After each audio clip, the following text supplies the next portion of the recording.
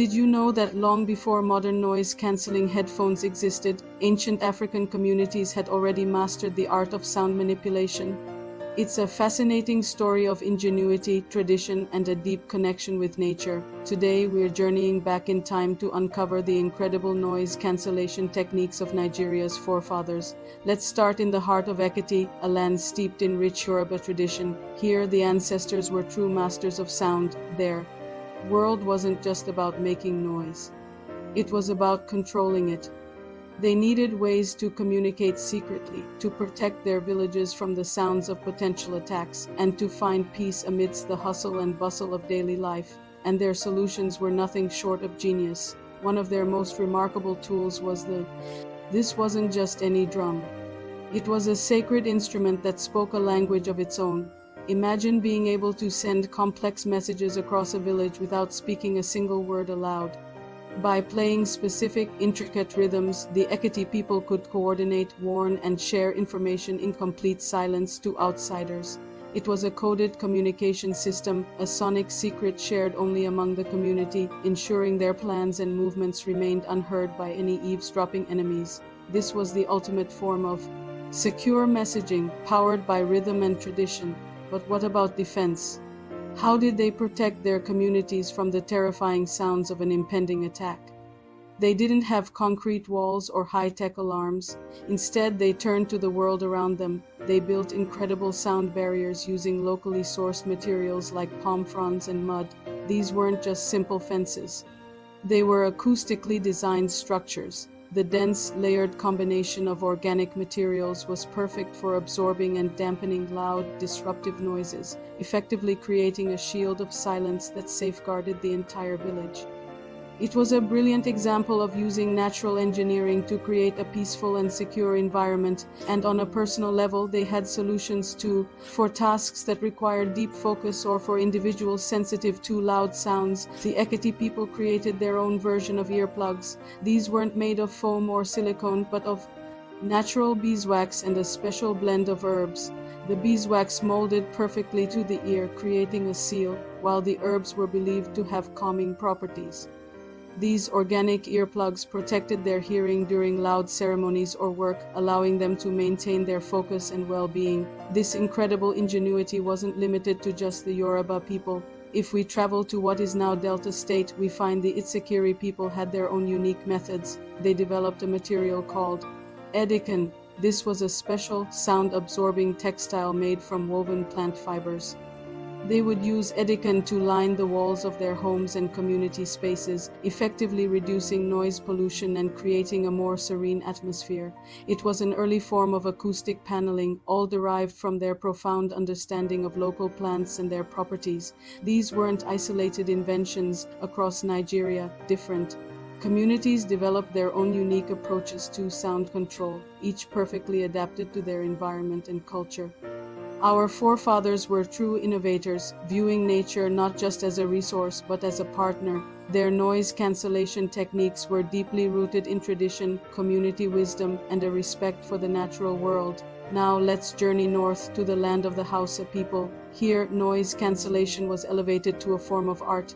They used a traditional instrument called the kura, but the kura wasn't for making music in the conventional sense. Instead, skilled musicians would play it to generate specific sound waves that actively canceled out unwanted noises. Think of it as an ancient form of active noise cancellation. By producing sound patterns that were the inverse of a disruptive noise, they could neutralize it, creating pockets of quiet. This required immense skill and a deep understanding of acoustics, all passed down through generations of master musicians. Meanwhile, in the IGBO community, secrecy and long-distance communication were key.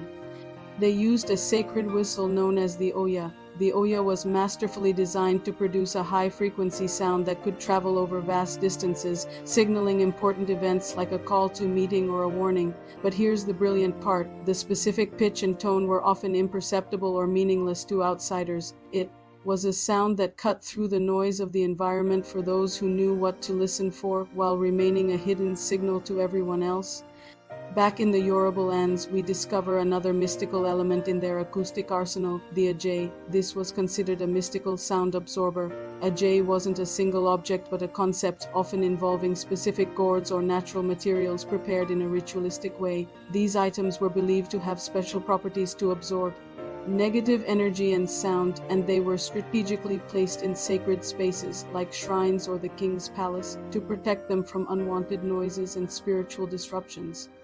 This blurred the line between science and spirituality, showing how deeply sound was woven into the fabric of their belief systems. Even nomadic communities had their own solutions. The Fulani herders, who spent their lives on the move with their cattle, faced the constant noise of their animals. To find respite, they developed the tudu. This was a special mat meticulously woven from specific local grasses. When they set up camp, they would use the tudu to build temporary shelters. The mat's unique woven structure and the properties of the grass itself made it an excellent natural sound absorber, shielding them from the constant lowing and movement of the herd, allowing them to rest peacefully. As we can see, from Ekiti to the Fulani plains, these traditions were a shared heritage, a secret language of sound. Control passed down from parent to child, master to apprentice. The knowledge was constantly adapting, evolving with each community's unique needs and environment. It was a beautiful symphony of cultural wisdom. But every story has its conflict, and this one is no different. A rival community, driven by greed, learned of these powerful secrets. They saw not wisdom to be preserved, but a power to be exploited. They began sending spies to steal this ancient knowledge. Their goal was not to create peace, but to disrupt it. They wanted to learn how to break the sound barriers, how to intercept the secret messages of the drum, and how to turn the art of noise cancellation into a weapon of chaos. The balance of sound in the land was now under threat. The sacred rhythms, the protective barriers, the secret whistles, all of it was at risk of being corrupted. The communities that had guarded this knowledge for centuries were faced with a new kind of enemy, one that fought not with swords but with stolen sound. What would happen next? Would these diverse communities, each with their own unique traditions, recognize the common threat? Could the Yoruba drummers, the House Akura masters, the Igbo whistle callers, and the Fulani weavers unite? They would have to combine their knowledge, not just to protect their own secrets, but to create a new form of defense against those who sought to weaponize their heritage. Their survival depended on it. They would need to create new rhythms, weave new sound-absorbing patterns, and discover new ways to safeguard their traditions from this insidious threat. It was a battle for the very soul of their culture, a fight to keep their world in harmony. The quest to protect their sonic legacy had just begun. This incredible history shows us that the desire for peace and quiet is universal and timeless. These ancient techniques are a powerful reminder of human ingenuity and our ability to find solutions in the natural world. Thank you so much for joining me on this journey through sound and history. If you enjoyed this, don't forget to like, subscribe, and hit that notification bell for more stories from our amazing world. See you next time.